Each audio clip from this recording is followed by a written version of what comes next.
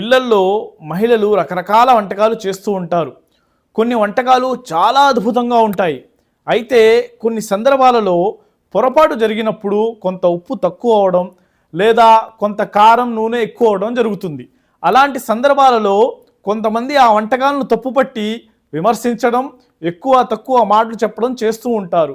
ఇది సరైన పద్ధతి కాదు.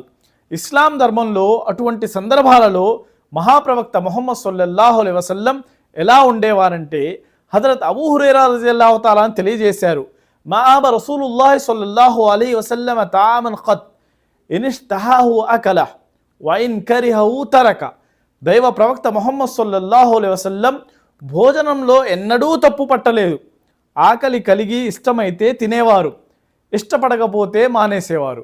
అయితే మిత్రులారా, మనకు భోజనం నచ్చకపోతే వెంటనే రియాక్ట్ అవ్వాల్సిన అవసరం లేదు. నిదానంగా సందర్భం బట్టి పొరపాటును తెలియజేయాలి.